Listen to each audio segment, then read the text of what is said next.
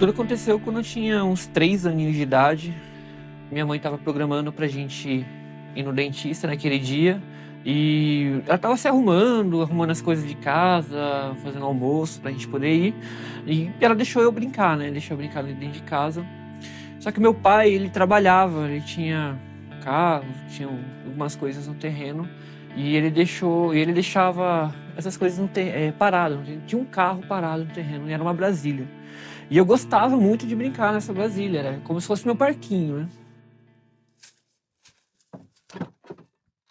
E eu entrei no carro, tranquei e fiquei brincando lá dentro naquele dia. Só que meu pai, ele era fumante, ele fumava, então tinha umas caixas de fósforo, às vezes ele deixava cigarro e tal. E naquele dia tinha uma caixa de fósforo dentro do carro. Então eu peguei a caixa de fósforo e fui imitar o jeito dele de fumar. Então eu coloquei uma caixinha de fósforo na boca, peguei e acendi a caixinha de fósforo.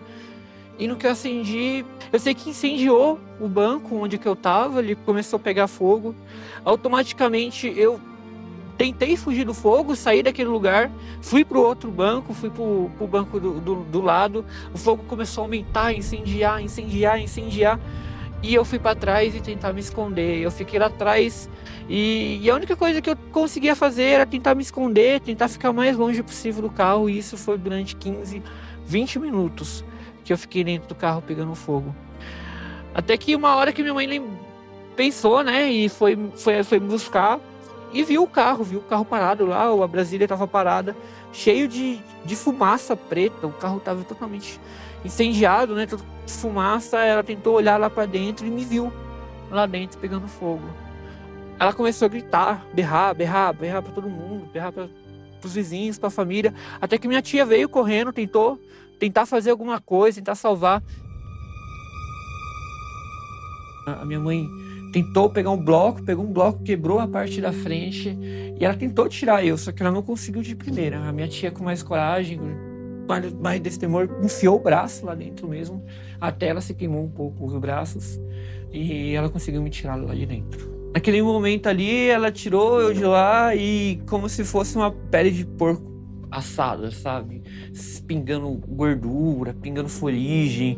A roupa já tava pegando fogo, então eles arrancaram a roupa, tentaram me salvar ali, tentar apagar o fogo, mas a pele já tava queimada. Então as minhas mãos, elas estavam sangrando, ensanguentadas, e quando eles tiraram, ia a pele junto com a roupa. Mas tinha que tirar, porque tava pegando fogo naquele momento, né? E a dor foi tão grande que eu consegui sair conversando com as pessoas, falando com a minha mãe, mas era nítido, aquele cheiro de carne queimada, de carne de fuligem mesmo, de coisa assim. Colocaram dentro do carro e já levaram pro médico. Mas como eu fiquei muito tempo dentro do carro, meu pulmão estava cheio de fumaça. Eles tiveram que tirar essa fumaça do pulmão. Então colocaram em aparelhos, né? Tive parada cardíaca, tiveram que reviver aquele momento. Então eu cheguei realmente a morrer. Meu coração parou, tiveram que reviver, tiveram que fazer toda essa extração, tirar toda a fumaça do meu pulmão, sair de pelota, sabe? Eu vomitava fumaça mesmo, coisa preta, assim, sair do meu corpo.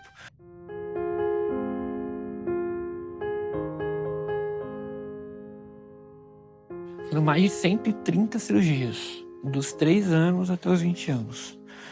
No começo foi muito mais, assim, foi bem, no começo assim, eu fiz 30, 40 cirurgias, assim, no primeiro ano.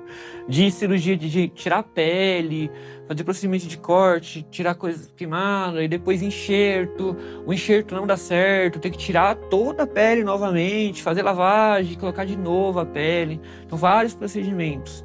Eu perdi meu nariz, perdi minha boca fechou, meu cabelo perdi, minhas mãos ficaram totalmente presas, assim, sem ter a separação, a pele, ela deformou toda, sabe? Os médicos são sensacionais, eram artistas, então eu fiz vários procedimentos, mas a minha pele, ela conseguiu ter um formato de rosto, que eu perdi todo o formato de rosto. Você olhava assim, de longe, você não conseguia perceber que era um ser humano. E no início foi muito difícil. Eu não queria ir para a escola mais, sabe? Eu não queria sair de casa. No primeiro ano, as crianças literalmente batiam em mim. Então eles pegavam caneta e esquentavam na mesa e me furavam, me queimavam. Eles era sempre piada, era medo de olhar pra mim e ficar com medo, sabe? As criancinhas do meu lado e sentir medo, não querer ficar perto de mim, porque eu realmente estava muito transformado.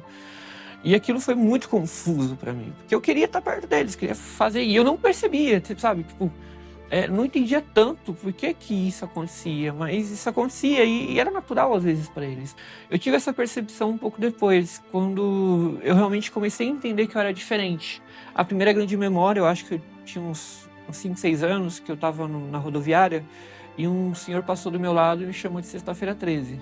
Eu acho que foi a primeira vez que eu percebi que eu realmente era diferente, e era diferente ao ponto de alguém querer me afetar, ou querer fazer alguma coisa, ou querer falar alguma coisa. Eu não sentia raiva, eu sentia que eu, às vezes, merecia, porque eu era muito feio, sabe? Tipo, pra mim aquilo era muito ruim, muito difícil de passar, mas talvez eu merecia.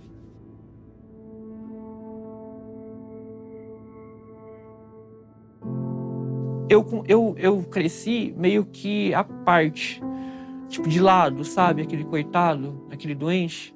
Então, a minha depressão, ela sempre foi aumentando por causa disso. Porque eu tinha esses pensamentos intrusivos de que eu não tinha merecimento, e tudo me levava a acreditar que isso era verdade. Tanto a minha família, quanto as pessoas fora, na própria igreja também, tudo me fazia crer que eu não merecia nada. Então eu não conseguia sair de casa porque eu achava que não merecia conversar com as pessoas, eu achava que não merecia nem comer, eu emagreci pra caramba, eu não saía do quarto. Então foi um momento muito profundo mesmo, a depressão, de eu não aceitava literalmente porque aquilo tinha que ter acontecido comigo. Eu não conseguia aceitar porque eu tinha que passar por aqueles problemas. E eu me culpava demais sobre isso. Então eu me culpava de não conseguir fazer as coisas, culpava pela minha imagem, culpava por tudo que tinha para culpar. Meus primeiros suicídios, tentativas de suicídios, foi pela sensação de culpa, de que eu não era capaz e que eu era horrível, péssimo, e eu era um monstro de verdade.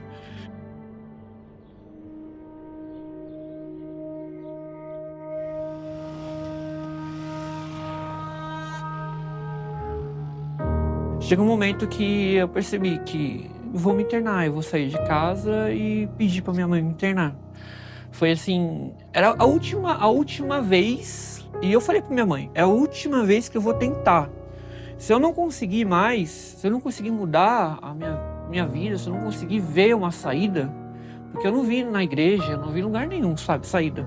Se eu não ver saída desse momento, eu nunca mais vou tentar e vou desistir de tudo, de tudo. Então eu entendi ali, lá dentro do hospital psiquiátrico, que eu tinha uma saída, e eu precisava encontrar essa saída, e essa saída estava em mim, estava no meu cérebro, eu precisava curar isso. Aí ali eu comecei a ajudar as pessoas, conversava com as pessoas, e eu parecia tipo meio que psicólogo, ficava conversando sobre os problemas delas, aí eu contava a minha história, elas ficavam, oh, poxa, diferente e tal. E aquilo, havia mudanças entre eu e elas, conversas, e aquilo acabou me ajudando, sabe, a ter uma mudança de percepção. Porque eu vi ali dentro que não importava os problemas que eu tinha gente talvez pior. Tinha senhorzinhos ali que tava há 20 anos lá dentro, então tava bem pior do que eu. E tava lá feliz, sorrindo, mais do que eu, que não tava tão ruim quanto ele.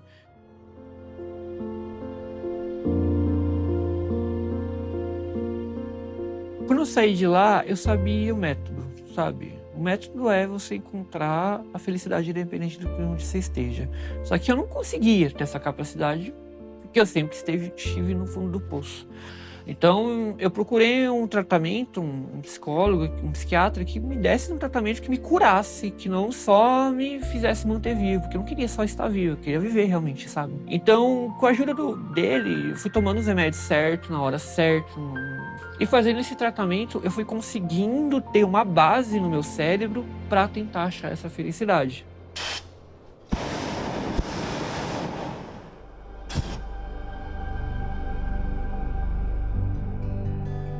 Eu ainda estava naquele caminho meio para melhorar, aceitar a minha autoestima, mas eu ainda não tinha encontrado algo tão que fosse o meu rumo, a minha estrada. E esse amigo me chamou para trabalhar nesse dia. E nesse dia teve muitos balões. Eu acho que tive uns 50, 60 balões, e na nossa empresa teve 7 balões decolando. E aquele dia foi extraordinário, foi maravilhoso. Eu acho que, igual a qualquer pessoa, beleza do balão é extraordinária. As pessoas olham e vê a beleza e sente aquele prazer por ver o balão. Só que não só a beleza, mas a liberdade que o balão dá. Porque eu sempre vivi nessa questão assim de ser preso, às vezes pela religião, preso pelo medo, preso pelas minhas dores. E o balão trouxe tudo ao contrário, sabe? Uma liberdade que não tem como explicar. O começo foi bem difícil. Alguns pilotos, parceiros nossos, teve comentários bem ruins, falando que ninguém ia querer voar comigo por eu ter essas sequelas. Teve gente que deu a ideia de eu usar uma máscara para voar, para as pessoas não verem a minha queimadura. Isso, assim, de começo doeu, mas como eu tô trilhando, eu trilho esse autoconhecimento, eu não deixei isso florescer no meu coração.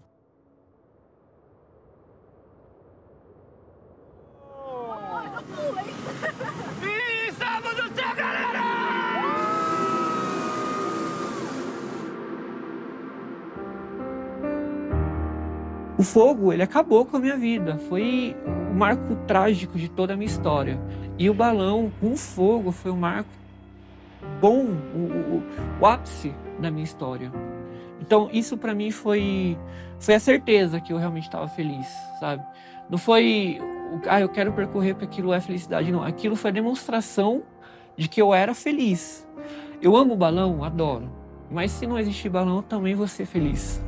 Porque é isso que é a minha aceitação, a minha procura da felicidade. Indiferente de onde eu esteja, do que eu tenho, não importa. Até se eu não tiver coisas que eu realmente amo, não importa. Porque minha felicidade não depende das coisas externas, apenas de como eu vejo o externo. Então eu adoro o balão, eu amo o balão, mas ele só foi a explicação de que realmente estava feliz. E hoje eu sou feliz.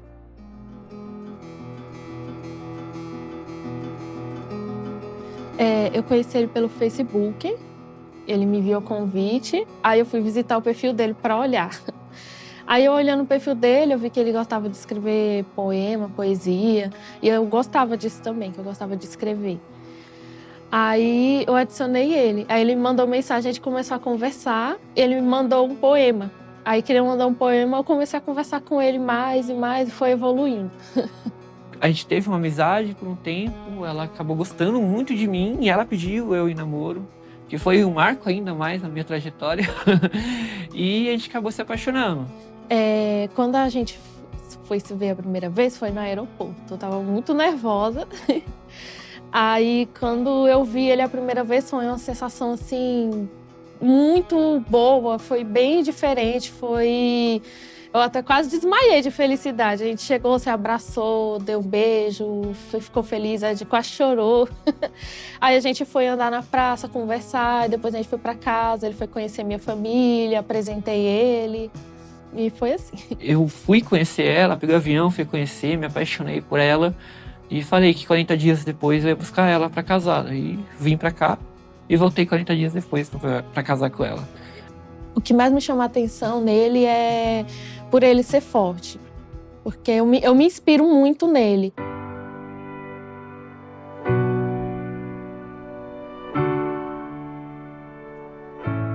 Um dos ápices foi um dia eu ver no espelho e falar, cara, eu tô legal, tô bonito, sabe? Então eu acabei me aceitando de uma tal forma e melhorando minha autoestima de tal forma que eu consegui me enxergar bonito. E olha que eu fiquei a minha infância inteira, a adolescência inteira me achando um monstro, não feio, um monstro que eu não conseguia, eu passava meses sem olhar no espelho porque eu não conseguia me olhar no espelho. E hoje, pra mim é tranquilo, eu me acho às vezes bonito, gosto do meu cabelo, gosto do meu jeito, mesmo que eu não seja.